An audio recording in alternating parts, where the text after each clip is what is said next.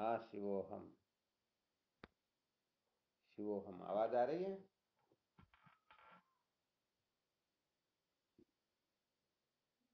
क्या विषय चल रहा था अपना?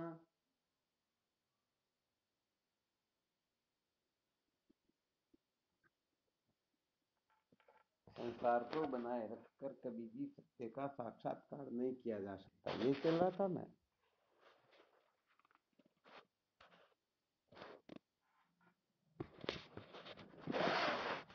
इसमें क्या सुना रहे थे?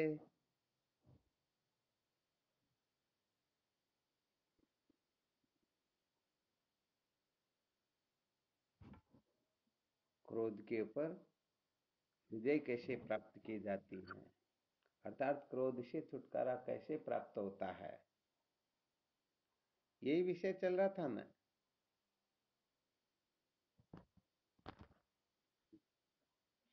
तो कल क्या सूत्र बताया था इसके लिए?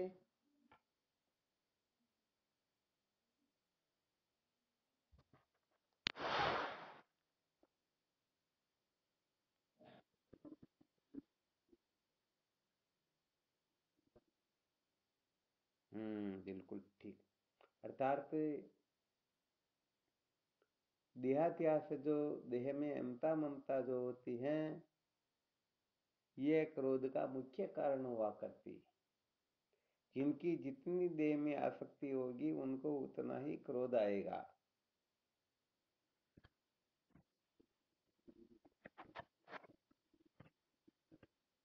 हाँ शिवोहम। अर्थात मिथ्या ज्ञान जो है,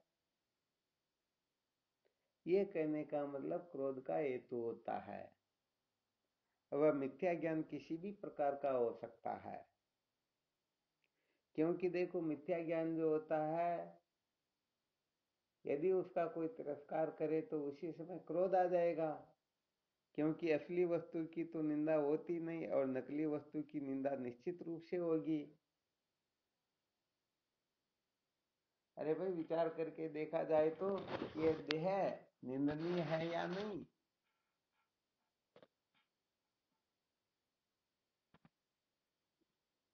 हाँ, ये तो हर प्रकार से निंदनीय है। इसमें कोई स्तुति करने योग्य वस्तु है क्या? तो होता क्या है कि सबसे अधिक आसक्ति जो होती है देह में ही होती है, वो अपनी देह हो या दूसरों की देह हो। और जब इस आसक्ति में कोई विघ्न आता है, कामना की पूर्ति में जब कोई रुकावट आती है, तो उसी समय क्रोध आता है। तो इसके मूल में क्या देहाध्यास, तो देहाध्यास ही तो है। तो जिनकी देह में जितनी अहमता ममता होगी, जितनी आसक्ति होगी, जितनी सत्यत्व प्रियत्व रमणीयत्व बुद्धि होगी, उनको उतना ही अधिक गुस्सा आएगा। तो क्रोध का कारण यह है। तो क्रोध की निवृत्ति का जो उपाय है, देहाध्यास से छुटकारा।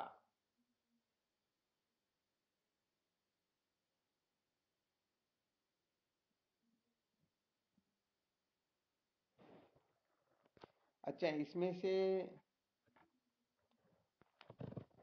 क्रोध के ऊपर विजय कैसे प्राप्त की जाती है,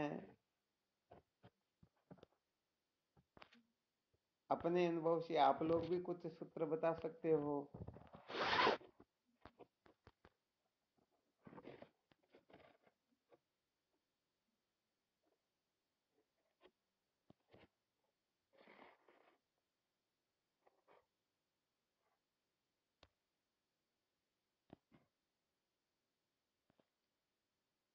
बताएंगे कोई क्या?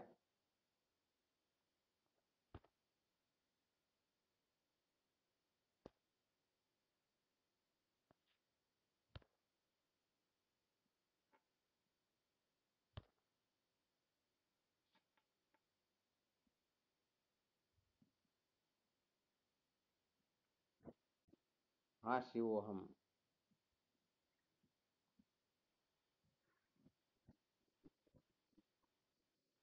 हाँ बिल्कुल।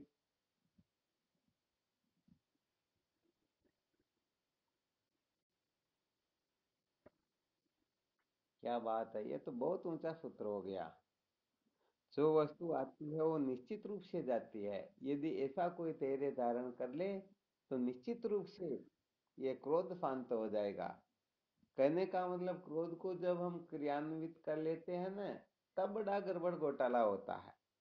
और यदि ऐसे कोई शांत भाव से, दृष्टा भाव से, साक्षी भाव से अवलोकन करे तो फिर तो उनका ये क्या बिगाड़ सकता है।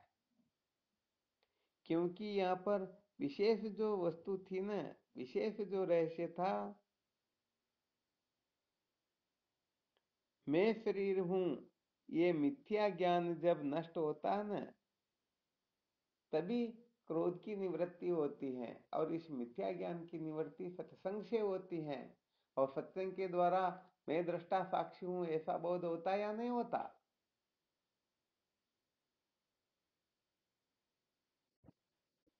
हाँ बिल्कुल निश्चित तो होता है। तो कहने का मतलब है साधक क्या करेगा, इस प्रकार से दृष्टा भाव में स्थित हो जाएगा, साक्षी भाव में स्थित हो जाए तो सचमुच में ये क्रोध कुछ बिगाड़ सकता ही नहीं। वैसे देखा जाए तो हम इसको सत्ता प्रदान कर देते हैं, यही कारण होता है कि ये क्रोध अपना बहुत बड़ा अहित कर देता है।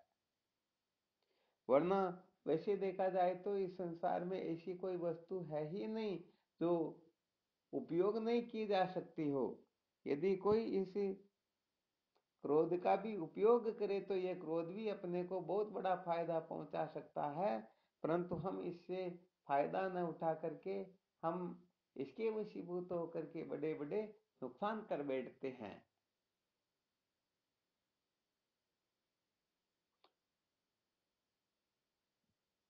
चलो, वो भवानी शंकर जी महाराज ने बहुत अच्छा संकेत किया, बहुत बहुत धन्यवाद।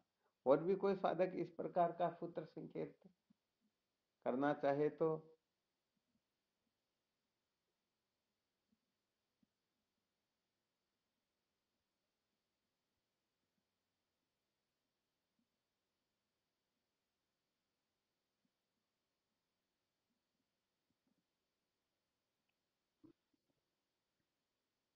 शिवोहम।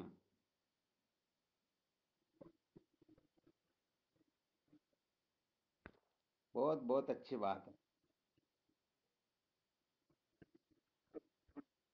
एक गिलास पानी पी ले या मौन धारण कर ले तो भी उसका क्रोध शांत हो जाता। मोहनानंद जी महाराज ने बहुत अच्छा बताया।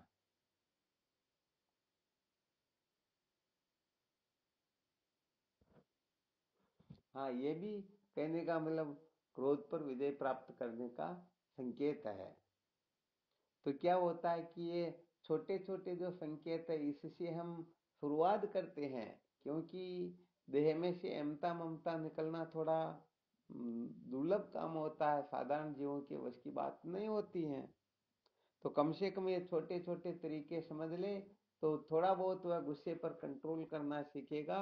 और फिर वह इस रहस्य को भी समझ लेगा कि देहाध्यास से ही सारा गड़बड़ घोटाला होता है। तो धीरे धीरे फिर वह विवेक करके इससे ऊपर उठने की कोशिश करेगा। और भी कोई साधक है?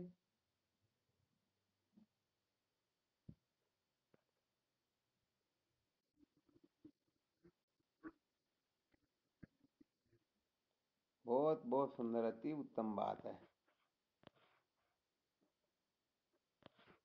यदि वो उस पर क्या करे,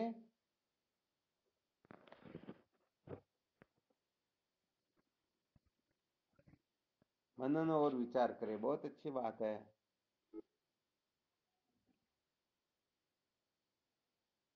तो भी गुस्सा शांत हो जाएगा ना। बहुत अच्छी बात है।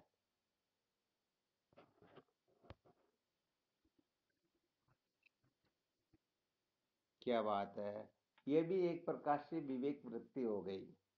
क्योंकि जो हो गया उसको तो बदला जा नहीं सकता। परंतु अब हम कुछ करके और नया ही तो कर रहे हैं।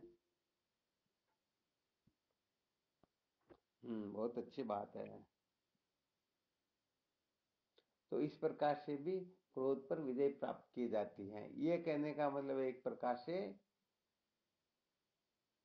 विवेक की कक्षा हो गई। हालांकि विवेक की कक्षा के अंतर्गत तो दृष्टा दृश्य का कहता ये का साक्षी साक्षी का विवेक होगा। फिर भी ये बहुत अच्छी बात है कि यदि इस प्रकार से कोई विचार करे तो निश्चित रूप से वह क्रोध के ऊपर विजय प्राप्त कर सकता है।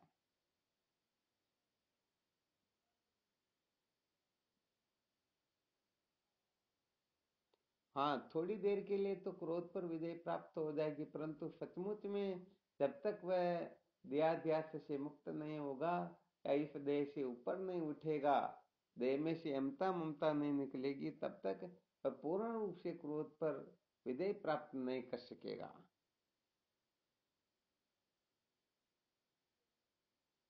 उस दृष्टांत में हमने श्रवण ही किया था।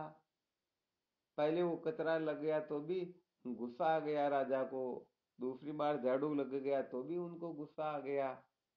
ऐसे करके 36 वर्ष तक खूब अभ्यास किया, और जब उनका अभ्यास पका तो 36 वर्ष पूरे होने के बाद में जब उसके ऊपर कचरे की टोकरी ही उंडेल दी, फिर भी उसने समझा कि ये शरीर जो है कचरा है, कचरे पर कचरा डाल दिया, कोई बड़ी बात नहीं है।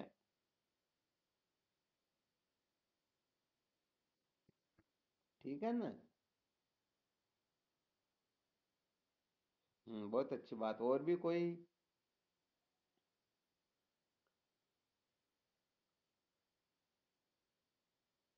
अच्छा ये बताओ, क्या इस क्रोध का पूर्ण रूप से त्याग हो सकता है क्या?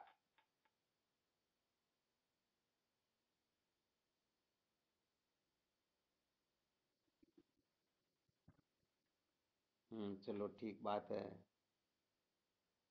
और भी कोई साधक है?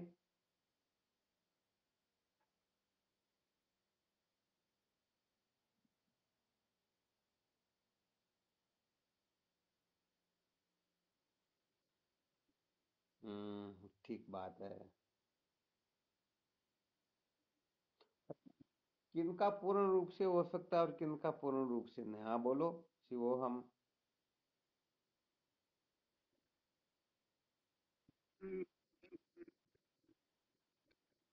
मौन धारण करने से कंट्रोल किया जा सकता है, हीरालाल जी महाराज बता रहे, बहुत अच्छी बात है।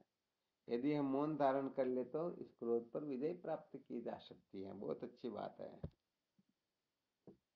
और भी कोई सूत्र संकेत बताना चाहे तो, जिनका हो सकता कोई अनुभूत फॉर्मूला ही हो, तो हो सकता है किसी साधक के लिए बड़े काम का निकले।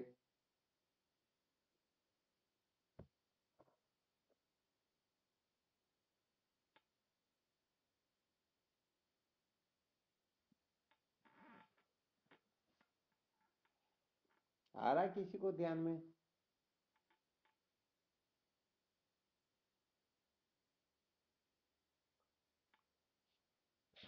हाँ जी, वो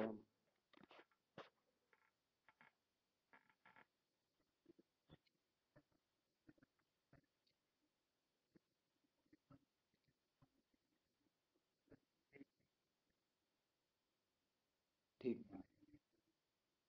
बहुत अच्छी बात है। तो इसकी तो पहले से ही थोड़ी तैयारी करनी होती है।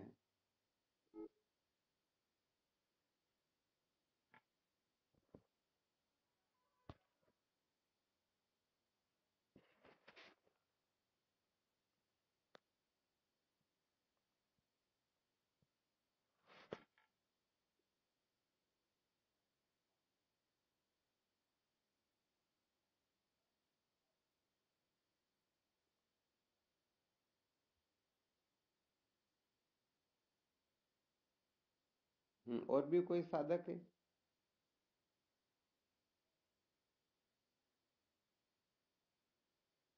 हाँ शिव बोलो।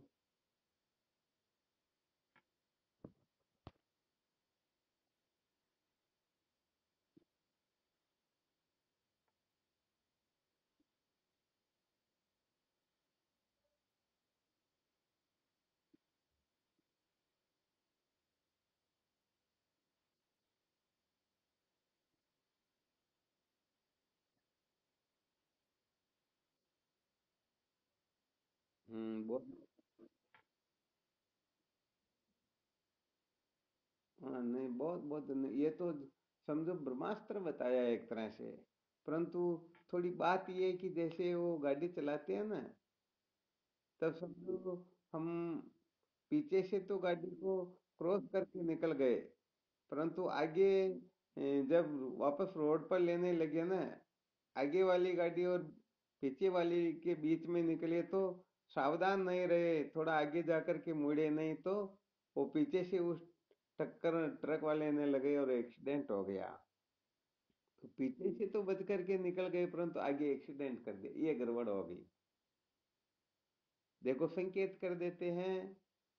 अभी जो विषय चल रहा है ना, काम क्रोध लोभ मोह मद मत्सर, इस पर विजय प्राप्त करने का चल रहा, पहले नंबर की बात है। तो इस जगह पर विचार करो, ऐसा उनके अंतर्गत भाव जागृत हो सकता है क्या? क्योंकि ये तो ब्रह्मवेता महापुरुषों का फॉर्मूला बताया आपने। जो विवेकी है, जिनको तत्व बोध हुआ, ऐसे महापुरुषों का निर्णय नहीं है तो गुण गुणों में वर्त रहे हैं। जो साधारण जिनका अभी समझो अंतःकरण भी शुद्ध नहीं है, तत्व जिज्ञासा भी जागृत नहीं हुई है, बताओ वो इस प्रकार का विचार कर सकता है क्या? हाँ, हालांकि बहुत गजब फॉर्मूला बताया, असली फॉर्मूला तो यही है, इसी फॉर्मूले से क्रोध पूर्ण रूप से नष्ट होगा। क्योंकि पूर्ण रूप से नष्ट होने का मतलब, जब तक ये शरीर रहेगा, अंतःकरण रहेगा, तब तक पूर्ण रूप से क्रोध निराकरण, क्रोध का निराकरण जो अभी रमेश ने बता ही दिया था, पूर्ण रूप से तो निवृत्ति हो सकती ही नहीं। परंतु जब ठीक प्रकाश से विवेकवर्ती जागृत होकर के तत्वज्ञान होता है तो गुण गुणों में वर्त रहे, इस प्रकार का निश्चय ज्ञानी को हो जाता है। परंतु फिर भी क्रोध तो रहेगा ना, वो समझ कोई ये मैं नहीं, मेरा नहीं, सत्य नहीं, आदि आदि। परंतु फिर भी वो क्रोध तो जिस जगह पर जैसा था वैसी स्थिति चली रही है।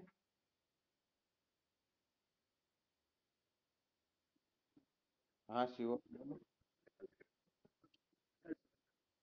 अच्छा अच्छा, क्रोध का सदुपयोग भी किया जा सकता है, कैसे किया जा सकता है?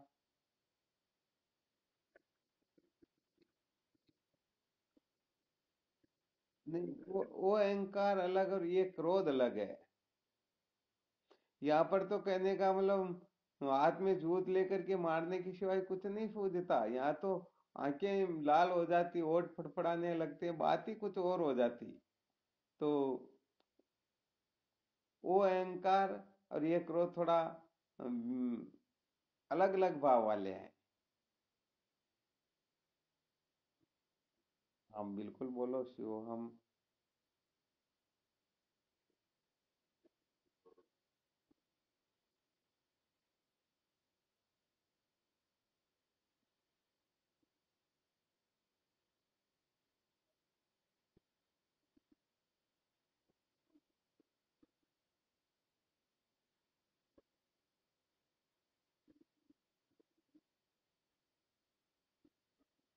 क्या बात, बहुत बहुत अब की बार ब्रह्मास्त्र बताया समझो एक प्रकार से। क्योंकि भय बिनु होए न प्रीति। यदि कोई इस प्रकार की निष्ठा बना ले कि यदि मैं क्रोध करूंगा, महापुरुषों ने मना कर रखा है, मैं क्रोध करूंगा तो फिर जब उनको पता लगेगा तो मेरे बारे में वो क्या सोचेंगे, यदि ऐसा भी कोई सोच लेना, तो सचमुच में बहुत हद तक वह क्रोध पर विजय प्राप्त कर लेता है। बहुत धन्यवाद, अब की बार बड़ी गुड बात बताई और मार्मिक बात बताई।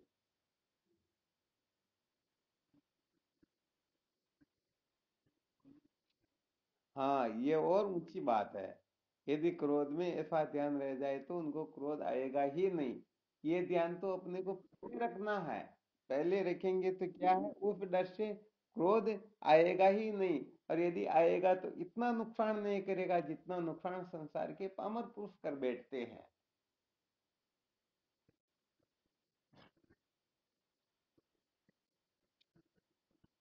हाँ बिल्कुल। होता है क्या है कि क्रोध इतना खतरनाक होता है कि हम अपने बालों को ही पकड़ पकड़ करके पाड़ने लग जाते हैं, उनको खींचने लग जाते हैं, पता नहीं क्या क्या कर बैठते हैं, कहाँ तक आ जाएगा। अपने हाथ पैरों को तोड़ बैठते हैं, हाथ पैरों को काट लेते हैं। होता या नहीं होता, बहुत सारी जगह देखा होगा। हाँ बिल्कुल। तो क्रोध ये बड़ा खतरनाक हमारे लिए।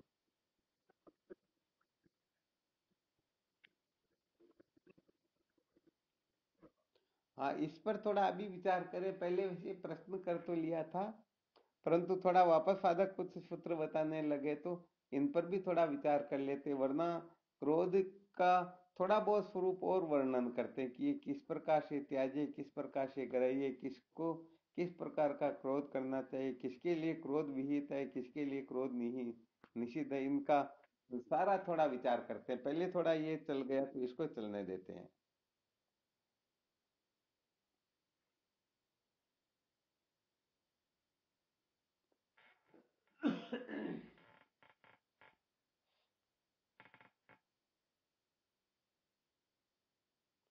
चलो, सूत्र बहुत अच्छे बताए जा रहे हैं, तो आप लोग इनको नोट भी करते रहना जो अच्छा सूत्र लगे।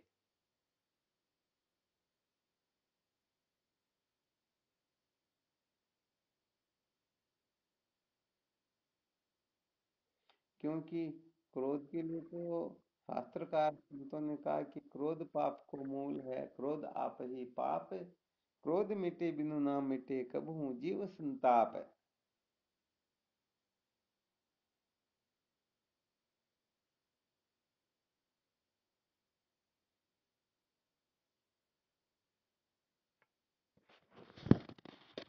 और भी कोई बताना चाहे तो।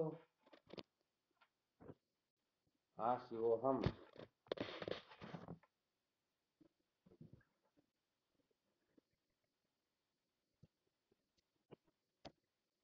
क्या बात है, ये भी बहुत अच्छी कला है।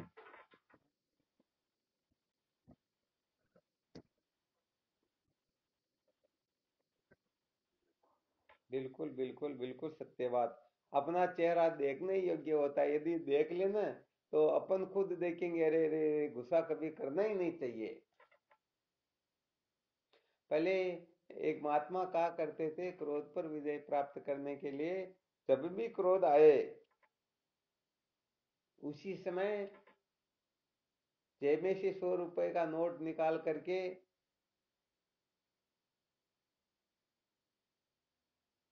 वो तो थोड़ा अलग ढंग से कहते थे, परंतु भारतीय मुद्रा का थोड़ा अपमान होता अच्छी बात नहीं है। तो कहने का मतलब फाड़ देंगे या कुछ भी कर दे तो ये ठीक नहीं है। परंतु यदि उसी समय 500 रुपए का नोट निकाल करके जो भी पास में है उसको दे दिया जाए, तो बताओ एकदम अंकुश लगेगा या नहीं लगेगा, दूसरी बार क्रोध करेंगे तो।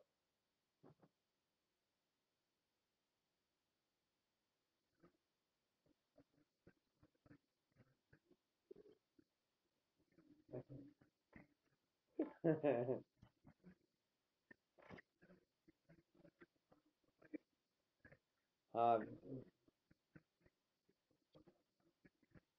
हाँ बिल्कुल, क्रोध तो हर किसी के ऊपर हो जाता, बिल्कुल पक्की बात है। परंतु अभ्यास करने वाले भी बड़े विलक्षण होते, वो भी कुछ न कुछ रास्ता निकाल ही लेते हैं।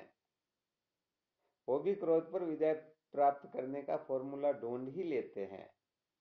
तो वैसे देखा जाए तो इनको हम यदि कठिन समझ ले तो कठिन हो जाता है, और सरल समझ ले तो सरल हो जाता है।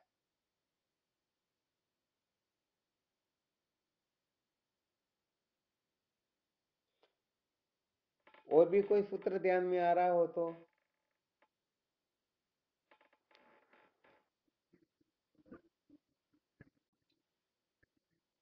ये तो 100% सत्य बात है। क्योंकि गुरुदेव के सानिध्य में जाने से ऐसा बोध होगा कि मैं रहने वाला हूँ और ये सब आने जाने वाले हैं। और जो आने जाने वाले हैं वो उनको आकर्षित प्रतिकर्षित कर ही नहीं सकेंगे। इसलिए जब तक इस क्रोध को सत्ता मिलती है तब तक ये क्रोध बावड़ा होता रहता है। और जब इसे सत्ता मिलना बंद हो जाएगा तो ये क्रोध कुछ नहीं कर पाएगा, अपने आप ही शांत हो जाएगा।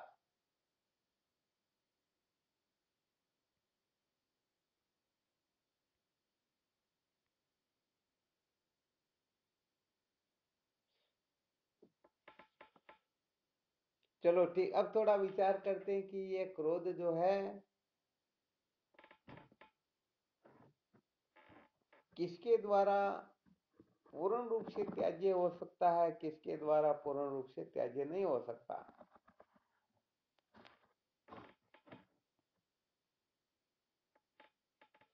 समझो जैसे ग्रस्त के अंतर्गत यदि गृहस्थी काम क्रोध लोभ का त्याग कर दे तो बताओ उनका जीवन यापन हो सकेगा क्या?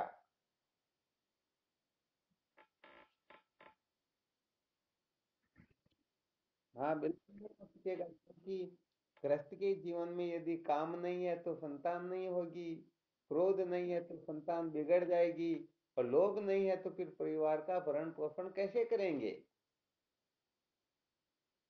इसलिए यहाँ विशेष फॉर्मूला बता देते हैं वो कहने का मतलब समझो विलक्षण रहस्य ही है।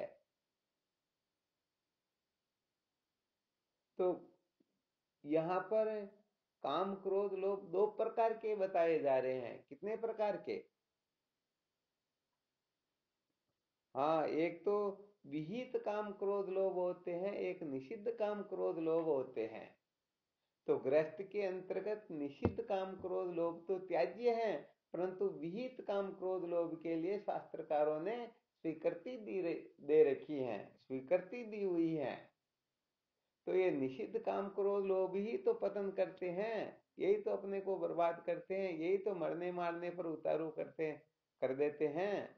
विहित काम क्रोध लोभ कहने का मतलब उससे कुछ न कुछ रास्ता निकलता है, उससे कुछ न कुछ भला होता है, उससे कहने का मतलब मरने मारने जैसी स्थिति आती ही नहीं। आ गया समझ में?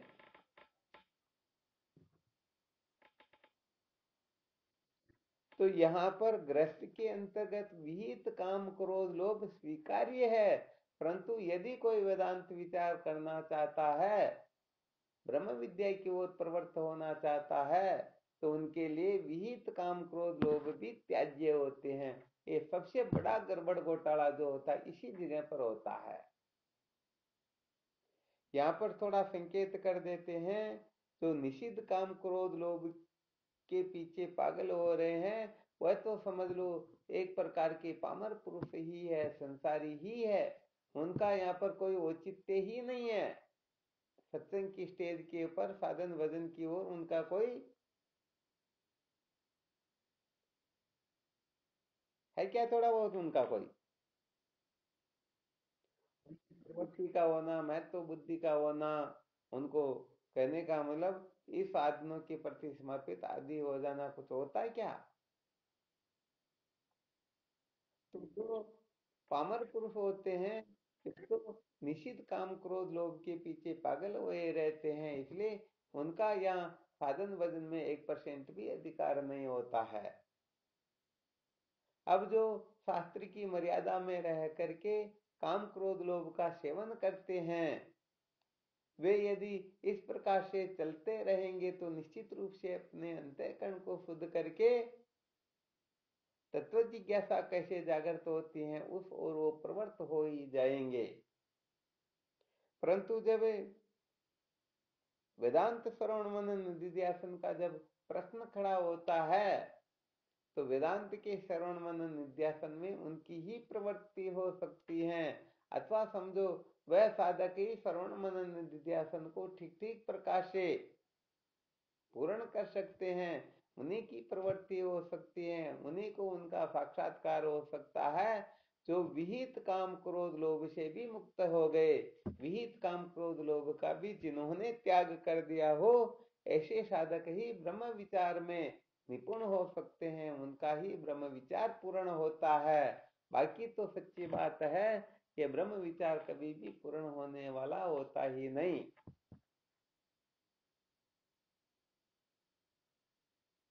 हाँ, हो सकता है यहाँ पर साधकों को अनेक प्रकार की शंकाएं हो सकती हैं, परंतु श्रुति माता का यही संकेत है, सन्यासी श्रवणम कुर्यात, सन्यासी होकर फिर वेदांत का श्रवण करे। तो यहाँ पर कपड़े त्याग त्याग देने का नाम, घर त्याग देने का नाम, या किसी का त्याग कर देने का नाम सन्यास नहीं है। यहाँ पर काम क्रोध लोभ का त्याग ही संन्यास कहलाता है। वासनाओं के त्याग का नाम ही संन्यास होता है। क्योंकि विहित काम क्रोध लोभ में भी कोई अटके हुए होते हैं, तो सचमुच में वह ब्रह्म विचार करने में पूर्ण हो सकते ही नहीं। सोचे कि नहीं नहीं, ये तो हमारे को अधिकार मिला हुआ है, इसके बिना हम कैसे रह सकते हैं, ये तो हमको करना ही होगा। ऐसा नहीं करेंगे तो लोग क्या कहेगा, समाज क्या कहेंगे, संसार क्या कहेगा, अपने भाई बंधु कुटुंब परिवार क्या कहेंगे। पता नहीं ऐसे ऐसे हजारों हजारों जो वो फॉर्मूले लोग खड़े कर लेते हैं। तो सचमुच में देखा जाए तो भक्ति के अधिकारी हो सकते हैं, कर्म के अधिकारी हो सकते हैं, ज्ञान के अधिकारी नहीं। कर्म का अधिकारी जो होता है वह देहाध्यास से युक्त होता है, और ज्ञान का जो अधिकारी होता है वो देहाध्यास से छूटा हुआ होता है। हाँ, यहाँ छूटे हुए से तात्पर्य पूर्ण रूप से नहीं, बल्कि कुछ अंशों में तो छूटा हुआ होता ही होता है। तो कुल मिलाकर के संकेत ये किया जाता है कि यदि विहित काम क्रोध लोभ इनको हम महत्व देते हैं कि नहीं नहीं, ये विहित काम क्रोध लोभ तो अपने को सेवन करने ही होंगे, इनका यदि त्याग कर देंगे तो ऐसा वैसा हो जाएगा, सचमुच में वह ब्रह्म विद्या के सच्चे अधिकारी नहीं होते हैं, अभी तक वो संसार के ही अधिकारी हैं।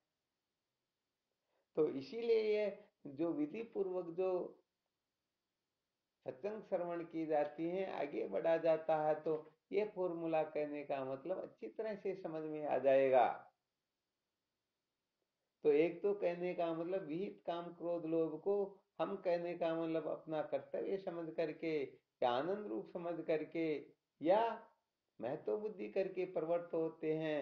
और एक जो शायद आप लोगों को पहले बताया था, वशिष्ठ जी महाराज भगवान राम को ब्रह्म विद्या का उपदेश करते हुए कहते हैं, हे राम जी, ये संसार के भोग पदार्थ आपात रमणीय हैं। आ रहा समझ में? तो यहाँ पर आपात रमणीय की स्थिति जहाँ उत्पन्न हो जाती है, तो समझो उनको विहित काम क्रोध लोभ से भी विरक्ति हो गई। हालांकि निषिद्ध कर्मों का तो यहाँ कोई रोल ही नहीं है, निषिद्ध कर्म तो कभी के छूट गए हैं। यदि कोई निषिद्ध कर्म में अटका हुआ होता है, उसके पीछे बावड़ा हुआ होता है, तो यह तो पामर पुरुष कहलाएगा, विषयी पुरुष भी नहीं। परंतु यहाँ पर विहित भोगों को भी आपात रमणीय समझ करके जो भोगता है, तो समझना चाहिए वह सचमुच में ब्रह्म जिज्ञासु होने लग गया, अथवा समझो ब्रह्म जिज्ञासा उनमें सचमुच में प्रकट होने लग गई। क्योंकि जो अल्प में सुख नहीं समझता है, वही तो अल्प का त्याग कर सकेगा। और देखा जाए तो ये सारे के सारे संसार के भोग पदार्थ अल्प है या नहीं? अल्प है ना? हाँ, तो अपने को कहने का मतलब, हाँ, ऐसा भी अपने को कमजोर नहीं पड़ना कि अरे हमसे तो विहित काम क्रोध लोभ नहीं छूटते, फिर हम वेदांत के अधिकारी नहीं, ऐसी ऐसी बातें भी अपने को विचार नहीं करना, नीचे भी नहीं गिरना है, और इनको धारण करने की भी चेष्टा करनी चाहिए। वैसे देखा जाए तो सचमुच में हम ब्रह्म विद्या के मुख्य अधिकारी है ही है। कुल मिलाकर के थोड़ी बहुत नासमझियां जो अपने भीतर बैठी हुई हैं, इनका निराकरण होना आवश्यक है।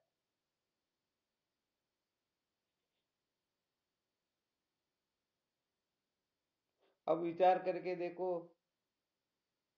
इस सूत्र के अनुसार देखा जाए तो ब्रह्म विद्या का जो अधिकारी होता है बड़ा विलक्षण होता है या नहीं होता? विहित कर्मों से वैराग्य होने लग जाए तो समझो वह वेदांत विचार की ओर प्रस्थान कर चुका। और यदि विहित विषयों से वैराग्य नहीं होता, बल्कि उनको करने के लिए 24 घंटे उतार हुए रहते हैं, तो समझो वो धर्म के ही अधिकारी हैं। और यदि निषिद्ध भोगों में पागल हो रहे हैं, तो ये तो पामर पुरुष है, इनका यहाँ पर कोई विषय है ही नहीं। तो यहाँ पर हम विषय पुरुष है या जिज्ञासु है, इन दोनों का थोड़ा अपने को मंथन करना है। वैसे देखा जाए तो विषय पुरुषों की मात्रा बहुत अधिक होती है, जिज्ञासु तो कोई कोई होता है।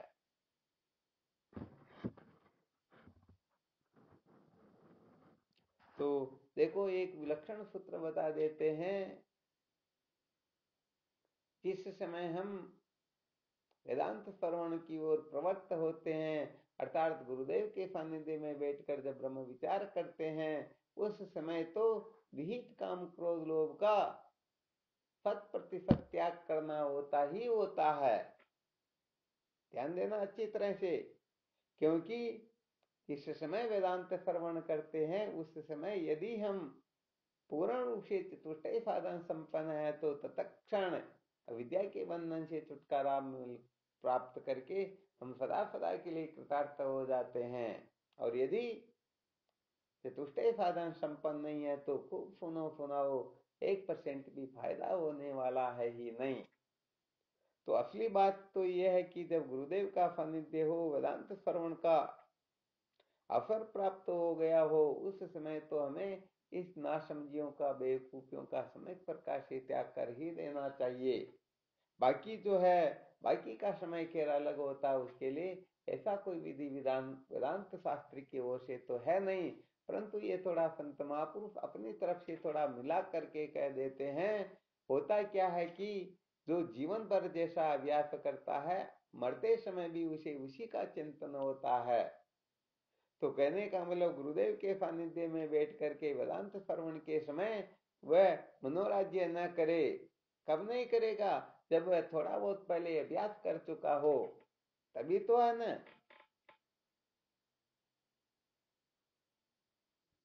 हाँ, इसीलिए कहने का मतलब यहाँ पर थोड़ा थोड़ा अपने को विचार करते रहना चाहिए। कुल मिलाकर के अपने जीवन का लक्ष्य केवल यही कमर खोल करके न बैठ जाए, बस यही जीवन का सार है, इसको प्राप्त करना यही मुख्य उद्देश्य है। ये मूर्खता कम से कम दिमाग से निकल जाए,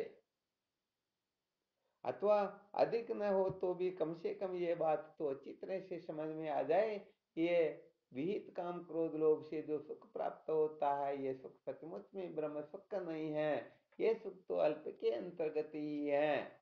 इस सुख से हम सचमुच में कृतार्थ नहीं हो सकते हैं, अविद्या के बंधन से छुटकारा नहीं मिलता है।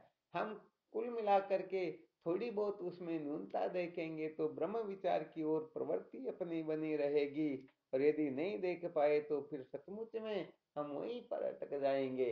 इसलिए भाई वेदांत श्रवण का जो अधिकारी होता है बड़ा विलक्षण होता है। हाँ ठीक है, बातें करने कराने का, सुनने सुनाने का इनका कोई पैसा लगता नहीं, इसलिए आजकल तो जिज्ञासु तो क्या डायरेक्ट ज्ञानी होने का हम दावा कर देते हैं, परंतु सच्ची बात तो यह है कि वेदांत श्रवण सत्य संप्रदाय की रीति से हो, पहले सम्यक प्रकार से निषिद्ध काम क्रोध लोभ का त्याग करे, उसके लिए विहित का आश्रय ले, और फिर विहित में भी न्यूनता का अनुभव करके उसे भी अल्प समझ करके इसे भी जीव सदा सदा के लिए कृतार्थ नहीं होता है ऐसा समझ करके फिर इनका भी त्याग करे, इनसे भी ऊपर उठे, इनके लिए ही अपने जीवन को पूर्ण रूप से समर्पित न करे, इनको ही अपने जीवन का लक्ष्य न बनाए, बल्कि ऐसे महापुरुषों की खोज करे जिनसे सचमुच में ये मानव जीवन सदा सदा के लिए कृतार्थ हो जाए, धन्य हो जाए, तब समझो सचमुच में जीवन सार्थक हुआ। शायद समझ में आ रहा होगा।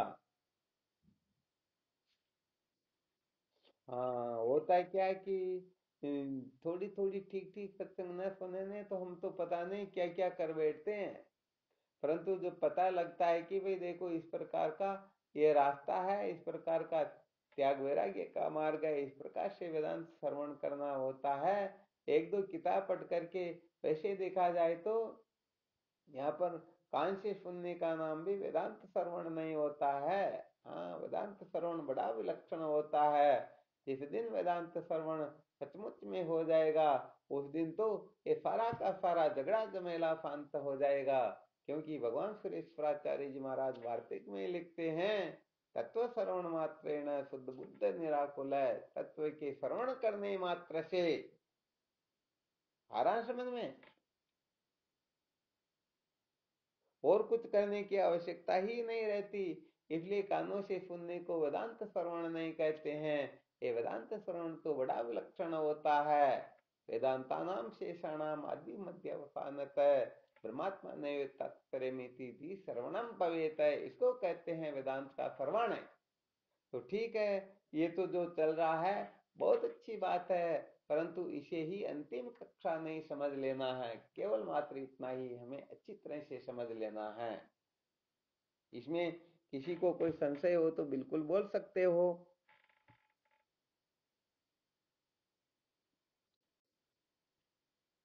हाँ, तो बहुत बहुत धन्यवाद। क्योंकि हाँ शिवोहम, बोलो।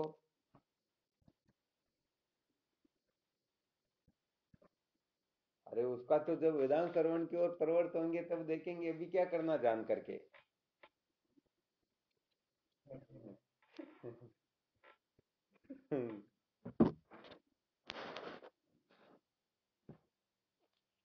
अच्छा, जब पहले अपन विचार सागर पढ़ते थे, प्रकाश जी महाराज पढ़ाते थे, तो उसमें उनको जब एक बार विषय चल रहा था दक उदक का, तो कहा स्वामी जी ये क्या होता है, उदक क्या, तो फिर उन्होंने कहा भाई ये जल को कहते, तो फिर आपने कहा था ना, फिर यहाँ पर उदक लिखा ही क्यों, जल लिख देते। तो प्रकाश जी महाराज ने क्या कहा था कि यदि यहाँ डायरेक्ट जल लिख देते तो फिर संतों को भोजन भी कौन करवाते, संतों को कौन पूछते फिर। हाँ ऐसे ही कहा था ना, मुझे अच्छी तरह से ध्यान में है। कहने का मतलब भी ये बता देंगे तो ये तो देखेंगे हमने तो श्रवण कर लिया, अब क्या करना और आगे बढ़ करके। हाँ, तो क्या कि थोड़ा ये साधन संपन्न होकर के जब ये गुरुदेव के सानिध्य में जाकर वेदांत विचार करेंगे तब ये रहस्य पूर्ण रूप से प्रस्फुटित होगा।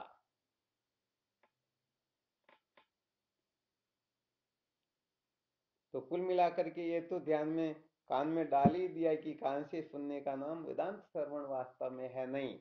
वेदांत श्रवण कुछ और होता है। तो जो सचमुच में सच्चा जिज्ञासु होगा, कम से कम उसके हृदय में तो ये विवेक उदय होगा ना। अरे भाई, जब भूख लगती है तो भोजन की तलाश करते हैं या नहीं करते हैं। हाँ, तो ऐसे ही सचमुच में जो वेदांत श्रवण करना चाहेगा वह सचमुच में महापुरुषों की खोज करके उनसे उनका समाधान करवा लेगा। अपना विषय चल रहा है तत्व जिज्ञासा कैसे जागृत हो, तत्व जिज्ञासा की पूर्ति कैसे होती है, वो कक्षा फिर बाद में देखेंगे। तो यहाँ पर विवेचन किया गया था, विहित काम क्रोध लोभ जो है ग्रस्त के अंतर्गत, विहित काम क्रोध लोभ स्वीकार्य है, परंतु यदि कोई वेदांत विचार करने के लिए तत्पर होता है, वेदांत विचार करने के लिए निकलता है, तो उसके लिए विहित काम क्रोध लोभ भी त्याज्य होते हैं। तो चलो, थोड़ा बहुत चिंतन मनन करते रहना, विचार करते रहना, जितना अपने से हो सके करते रहना। ये क्या है, ये सारा का सारा जीवन मुक्ति के विलक्षण आनंद के लिए अपने को पहले समझो एक प्रकार से हम तैयारी कर रहे हैं। वरना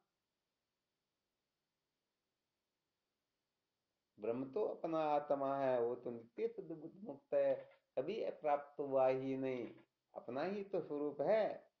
उसको पाने के लिए क्या नियम, क्या देश, क्या काल, क्या वस्तु, किसकी आवश्यकता हो सकती है, उसके लिए तो शुद्धि अशुद्धि की भी अपेक्षा नहीं होती है। ऐसा भगवान शंकराचार्य जी महाराज विवेक चूड़ामणि में लिखते हैं।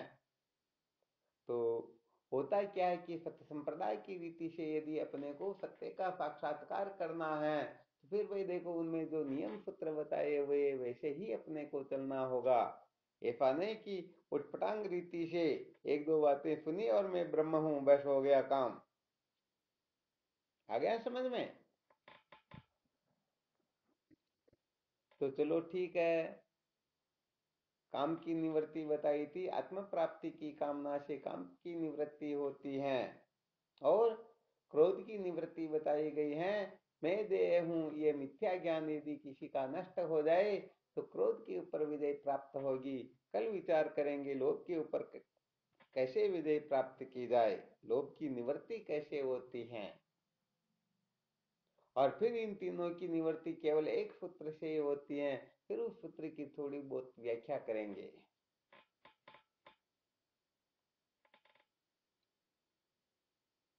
वाह, चलो बहुत बहुत धन्यवाद। अच्छी तरह से चिंतन मनन करते रहना। वास्तव में वेदांत विचार जीवन का सार है। जीवन का सार वेदांत विचार।